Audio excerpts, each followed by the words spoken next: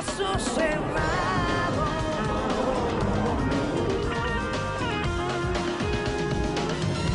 Y estamos de regreso, listos para el próximo caso de hoy, que vamos a recibir con la cita del escritor y político cubano José Martí. Dice: si hay algo que ennoblece al hombre, es el respeto a los ancianos.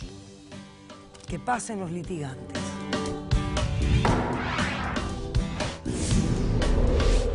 He dedicado toda mi vida al bienestar de mi familia, especialmente al de mis padres. Uno puede equivocarse en la vida, pero siempre hay tiempo para hacer algo bueno. Buenas tardes y bienvenidas.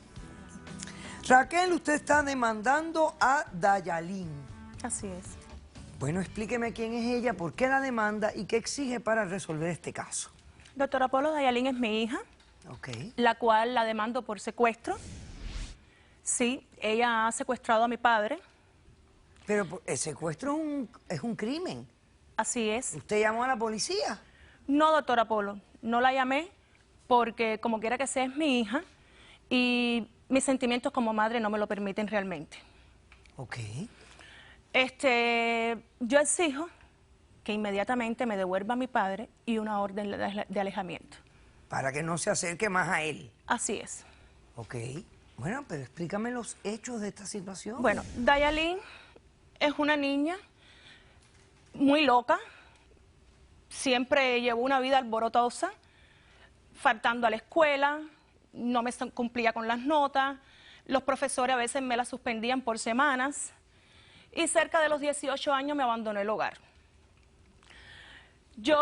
Ella es hija de mi primer matrimonio, gracias a Dios pude salir de él, no quisiera ni hablar el caso porque lo que pasé con este hombre fue horroroso. ¿Con el padre de ella? Sí.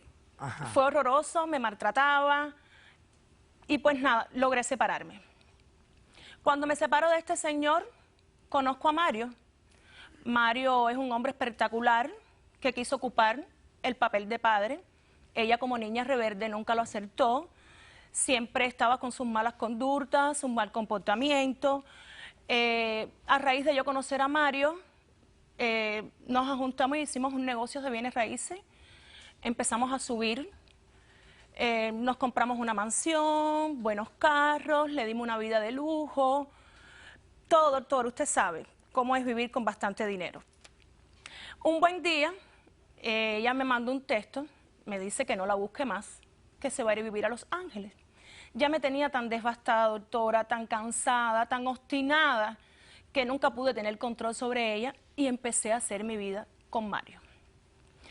Como le decía anteriormente, mi negocio empezó a fluir, empezamos a tener una buena vida, pero de momento la burbuja reventó, nos quedamos como el gallo de Morón, sin poder cacarear, tan siquiera. Ya, ok. El negocio decae y lamentablemente tengo que ir a vivir para casa de mi padre. ¿Y Mario? Mario se va conmigo para casa de mi padre. Ok. Ahí empezamos nuestra vida igual, seguimos conviviendo. Cuando llego a casa de mi padre, ya mi padre está diagnosticado con diabetes 2 y Alzheimer.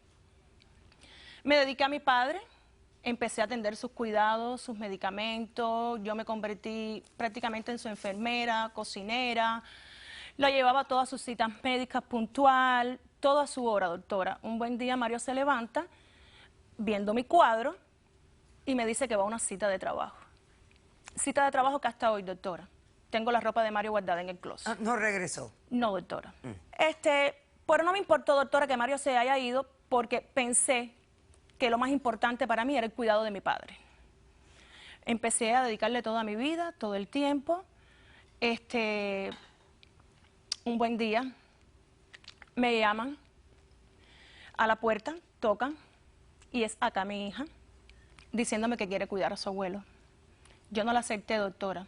Empezamos a discutir, pero bueno, como madre al fin, la acepté. La acepté con mis condiciones.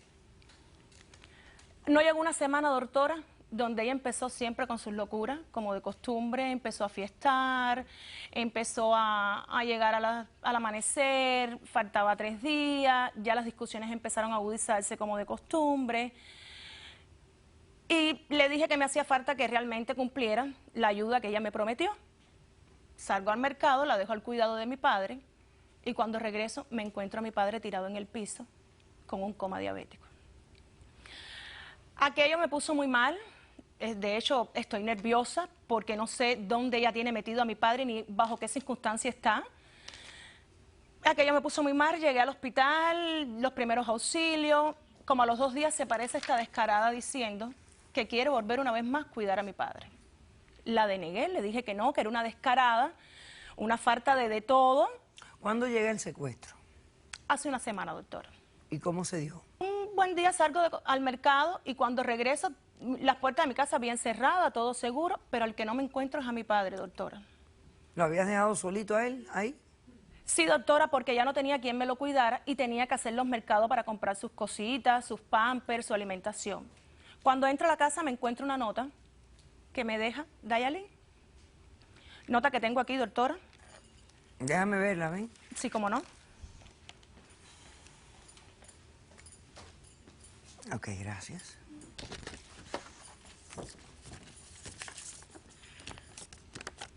Raquel, me llevo a mi abuelo, espero que no sepas más de mí ni de él. Esa era la nota. Sí, doctora. Ok. Pero me recuerdo en una ocasión un teléfono que ella me dio donde trabajaba. Llamo a la empleadora y le pregunto que si todavía ella sigue trabajando ahí porque necesito conversar con ella para saber de mi padre. La empleadora me dice de que no, de que la había votado, que la tuvo que votar por su mal trabajo.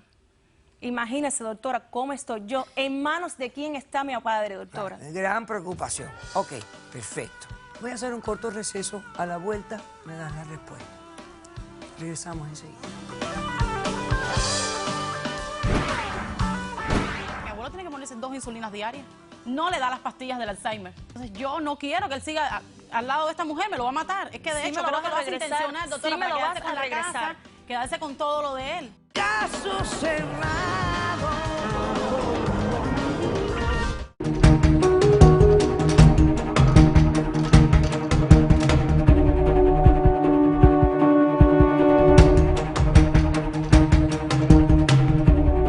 Donde ella empezó siempre con sus locuras, como de costumbre, empezó a fiestar, empezó a llegar al amanecer, faltaba 3 días, ya las discusiones empezaron a agudizarse.